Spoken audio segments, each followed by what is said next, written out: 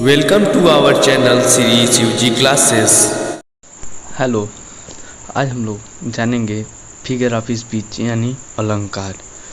तो एक प्रकार से अलंकार इस तरह समझ लीजिए, जिस प्रकार से महिलाएं सज और संवर के अपना खूबसूरती बढ़ा लेती हैं तो उसमें श्रृंगार उनकी खूबसूरती को बढ़ा देता है। उसी प्रकार किसी भी सेंटेंस को फिगर ऑफ स्पीच यानी अलंकार सुरीला, सुंदर एवं अच्छा बना देता है। तो figure of speech class 12th में है, तो इसमें हम लोग 7 फिगर ऑफ स्पीच के बारे में जानेंगे, जिसमें से हमारा पहला है शिमिले, दूसरा मेटाफर, तीसरा पर्सोनिफिकेशन, चौथा एपोस्ट्रॉफ, पांचवा ऑक्सीमोरॉन, छठवां हाइपरबोल, सातवां ओनोमोटोपोइया।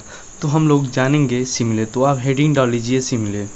तो सिमिले का डिफिनेशन है a simile expresses comparison between two unlike object और इवेंट।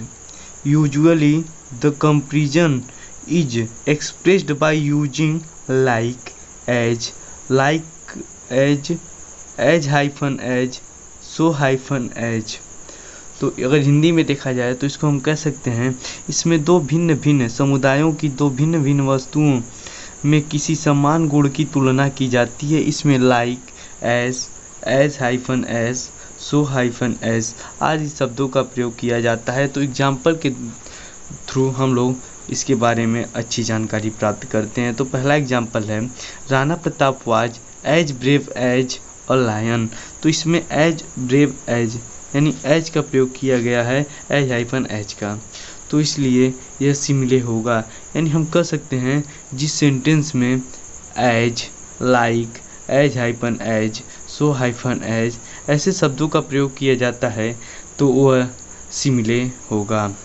अगला example, life is like a dream. Life is like a dream में लाइक जो वर्ड प्रयोग किया गया है वह सिमिले होगा। तीसरा एग्जाम्पल है the lake was clear as a crystal. इसमें एज का प्रयोग किया गया है, इसलिए यह सेंटेंस भी सिमिले होगा। तो आप लोग स्क्रीनशॉट लेते चलिए, जिससे आप लोग को लिखने में आसानी हो। हाँ, एक चीज़ और, इस एग्जाम्पल को, ये जो तीनों एग्जाम्पल हैं इन पे बहुत ही विशेष ध्यान दीजिए, क्योंकि मेटाफर में इसी बात को हम लोग सीधे कह देते हैं। मेटाफर में एज का प्रयोग, लाइक का प्रयोग, एज हाइफन एज का, सो हाइफन एज का प्रयोग नहीं करते हैं। तो इसके बाद मेटाफर हेडिंग डाल लीजिए। तो मेटाफर का डिफिनेशन होगा a metaphor is an implied simile. तो मेटाफर को हम कह सकते हैं a metaphor is an implied simile, या एक परिभाषा और लिख सकते हैं in a metaphor two things are compare but the words of comparison are not used. Hindi में देखें तो कह सकते हैं इसमें भी दो भिन्न भिन्न समुदायों के प्राणी अथवा वस्तुओं की तुलना की जाती है, किंतु तुलना करने के लिए like, as, as hyphen as, so hyphen as जैसे शब्दों का प्रयोग नहीं किया जाता है, जो हम पहले भी बता चुके हैं। तो एग्जाम्पल होगा it is a golden opportunity for you. देखिए यहाँ पे तुलना किया जा रहा है, एक सुनहरा मौका है जो आपके लिए, सुनहरे मौका का आपसे तुलना किया जा रहा है, इसलिए यह मेटाफर होगा, क्योंकि इसमें लाइक, एज हाइफन एज या सो जैसे वर्ड का प्रयोग नहीं किया गया है। अगला एग्जाम्पल है the camel is the ship of the dessert. यहाँ पे ऊँट की तुलना जहाज, रेगिस्तान के जहाज से की गई है, इसलिए यह भी मेटाफर होगा। अगला हेडिंग है पर्सोनिफिकेशन। जैसे ही वर्ड से ही लग रहा है पर्सोनिफिकेशन यानी पर्सन का फिकेशन यानी व्यक्तिकरण करना। तो डिफिनेशन इसका होगा इन personification lifeless objects and abstract ideas are those of as living beings। यानी हिंदी में कह सकते हैं जब किसी निर्जीव वस्तु या भाव का मानवीकरण अर्थात जीवित वस्तुओं के समान भाव प्रकट करे, वहाँ पे मेटाफर होगा। यानी कह सकते हैं अगर कोई भी लाइफलेस चीज़ है जो निर्जीव वस्तु है वह जीवित वस्तु जैसी व्यवहार प्रकट करे तो वहाँ पे पर्सोनिफिकेशन होगा। Example death lays his icy hand on kings. मृत्यु अपना बर्फीला हाथ राजाओं पे फेर रही है। तो क्या मृत्यु के भी हाथ होने लगेगा? अरे भाई, मृत्यु के हाथ नहीं होते, लेकिन यहाँ पे इस सेंटेंस में ऐसा प्रदर्शित किया गया है कि मृत्यु की भी जो हाथ है वो राजाओं के सर पे फिर रही है। तो इससे स्पष्ट होता है कि यहाँ पे मानवीकरण किया जा रहा है, इसलिए यह पर्सोनिफिकेशन होगा। अगला example, anxiety is seating on her face.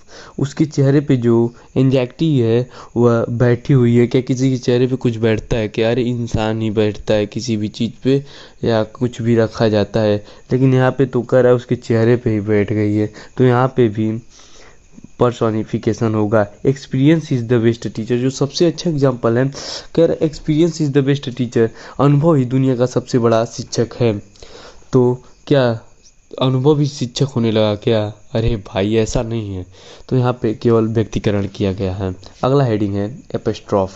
तो एपिस्ट्रॉफ का डिफिनेशन होगा, in apostrophe we addresses a dead person और सम लाइफलेस थिंग्स और an abstract ideas as a living person. यानी कह रहा है एक एपिस्ट्रॉफ जो है, इसको हिंदी में पहले देख लीजिए। इसमें भी किसी निर्जीव अदृश्य वस्तु या विचार को या किसी मृत प्राणी को जीवित दृश्य या उपस्थित मानकर संबोधन किया जाता है, वहाँ एपोस्ट्रॉफ होगा। एपोस्ट्रॉफ की सबसे जो बड़ी पहचानने की विधि है उसमें एक्सक्लेमेटरी चिन्ह। ये जो एक्सक्लेमेटरी चिन्ह है, अगर ये किसी भी सेंटेंस में है तो एकदम ईजी से आप लिख दीजिए इट इज़ एपोस्ट्रॉफ। तो मतलब एपोस्ट्रॉफ में और भी पहचाने के, जैसे किसी भी चीज़ को संबोधित किया जा रहा है तो वहाँ पे भी एपोस्ट्रॉफ होगा। एग्जाम्पल में ओ ग्रेव एक्सक्लेमेटरी चिन्ह, वेयर इज दी विक्ट्री। तो देखिए यहाँ पे एक्सक्लेमेटरी चिन्ह है, ओ ग्रेव माने संबोधित करते हुए कह रहा है कि विजय कहाँ है। तो अगला एग्जाम्पल है फ्रेटली फ्रेलथी एक्सक्लेमेटरी चिन्ह, दे नेम इज वुमेन। तो यहाँ पे भी एक्सक्लेमेटरी चिन्ह और संबोधन भी है, इसलिए यह भी एपोस्ट्रॉफ होगा। अगला है O word exclamatory, O life exclamatory, O time exclamatory, on whose last steps I climb. यहाँ पे भी एक्सक्लेमेटरी चिन्ह है, इसलिए यहाँ पर भी एपोस्ट्रॉफ होगा। अगला हेडिंग डाल लीजिए हाइपरबोल। हाइपरबोल यानी कपारे पे चढ़ के बोल, सबसे बढ़िया तरीका है इसको याद करने का। यानी इसमें किसी भी चीज़ को बढ़ा चढ़ा के बोल दिया जाता है। तो इसका एग्जाम्पल होगा, in hyperbole a statement is made emphatic by overstatement. ये भी वही कह रहा है कि ओवर स्टेटमेंट किसी भी चीज़ को बढ़ा चढ़ा के बोल दिया जाए। यानी हिंदी में अगर लिखना हो तो लिखेंगे, इसमें किसी व्यक्ति या वस्तु के गुणों को अत्यधिक चढ़ा बढ़ा कर या घटाकर वर्णन किया जाता है, तो हाइपरबोल होता है। एग्जाम्पल में पहला, सी वेप्ट ओशियंस ऑफ टीयर्स, वह आंसुओं के समुद्र रो डाली। क्या ऐसा संभव है कि तनी सा रोही नहीं, आंसू का पूरा समुद्र भर जाए? यहाँ पे जो है बढ़ा चढ़ा के बोल दिया गया है, जिससे कि मतलब शोभा बढ़ जाए। फिर अगला एग्जाम्पल दूसरा है, reverse of blood float in the battle, युद्ध के मैदान में खून की नदियाँ बह गईं। कितना खून है किसी के अंदर कि पूरा खून की नदियाँ बह जाएंगी। इसका तात्पर्य मतलब बढ़ा चढ़ा के बोल दिया गया है। मारे गए हैं बहुत लोग युद्ध के मैदान में, लेकिन यहाँ बढ़ा चढ़ा के बोल दिया गया है रिवर्स ऑफ ब्लड, खून की नदियाँ। अगला एग्जाम्पल, 10,000 सा आई एट ए ग्लैंस, 10,000 में से मैं एक अकेला। ये भी तो बढ़ाया चढ़ाया गया है ना, बहुत से लोग हैं 10,000। ठीक, अब अगला हेडिंग डाल लीजिए ऑक्सीमोरॉन। तो इसका डिफिनेशन होगा, in oxymoron we find the association of two words और फ्रेजेज हैविंग अपोजिट मीनिंग्स। तो अगर इसको हिंदी में देखा जाए, इसमें एक ही व्यक्ति या वस्तु के दो विरोधी गुणों को एक साथ प्रदर्शित किया जाता है। प्रथम गुण दूसरे गुण के एकदम विपरीत होता है। तो मतलब मान लीजिए अगर कोई एक व्यक्ति है, उसका दो गुण दिया जाएगा कि वह गरीब है फिर भी प्रसन्न है। क्या गरीब आदमी भी पूरी तरह प्रसन्न रह सकता है?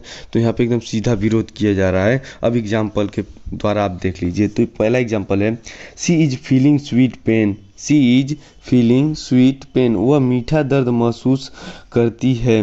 क्या ऐसा भी होता है क्या? किसी को दर्द होगा वो भी मीठा, मिठाई की तरह, रसगुल्ले की तरह।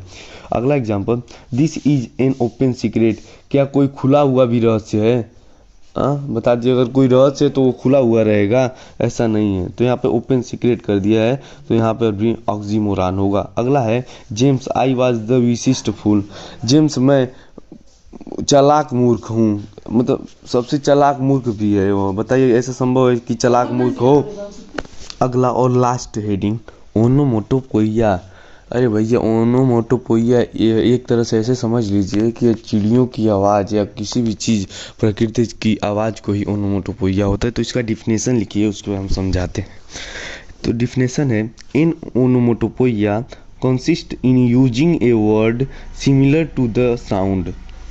तो हिंदी में अगर इसको देखा जाए, इस अलंकार में शब्द की ध्वनि से अर्थ स्पष्ट हो जाता है। प्रायः जानवरों, पंछियों या कुछ प्राकृतिक वस्तुओं की ध्वनि के लिए अलग अलग शब्दों का प्रयोग होता है, जिससे यह स्पष्ट हो जाता है कि यह ध्वनि किसकी है। तो ओनोमोटोपोइया में अगर किसी भी चीज़ की आवाज़ जो है, आवाज़ को ही प्रदर्शित किया जाता है। तो इसका एग्जाम्पल होगा, I hear the humming of bees. I here मतलब मैंने सुना, हमिंग ऑफ बीज माने मधुमक्खियों का भिनभिनाना। तो आखिर यहाँ पे मधुमक्खी बोलती कैसे हैं? भिन्न भिन्न ही करती हैं ना। तो यहाँ पे हमिंग ऑफ बीज है, तो इससे आप समझ जाइए कि अगर मतलब एक जगह से ये समझ जाइए, जहाँ पे जानवरों के एकदम नाम के साथ उनकी आवाज़ का भी प्रदर्शन किया जाए, वहाँ पर आपका ओनोमोटोपोइया होगा।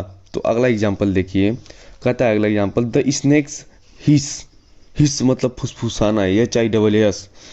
तो सांप फुसफुसाया, तो यह भी आपका ओनोमोटोपोइया हो जाएगा। अगला example, I hear lake water lapping. I hear मतलब मैंने सुना, लेक माने झील, वाटर हैपिंग माने झील में पानी की लपटों को सुनना। तो यहाँ पे पानी की लपटें भी सुनाई दी हैं। तो यहाँ पे आखिर एक वस्तु ही है ना, प्राकृतिक वस्तु है। कोई तो झील तो कोई मानव द्वारा बनाया थोड़ी न गया है। प्रकृति वस्तु की आवाज़ को सुनना ही यहाँ पे ओनोमोटोपोइया है।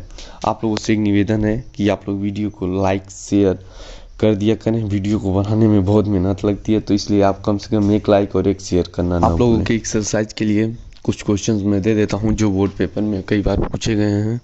आप लोग उसको सॉल्व करके उसका आंसर जो है जहां तक हो सके उसको कमेंट बॉक्स में दे दें।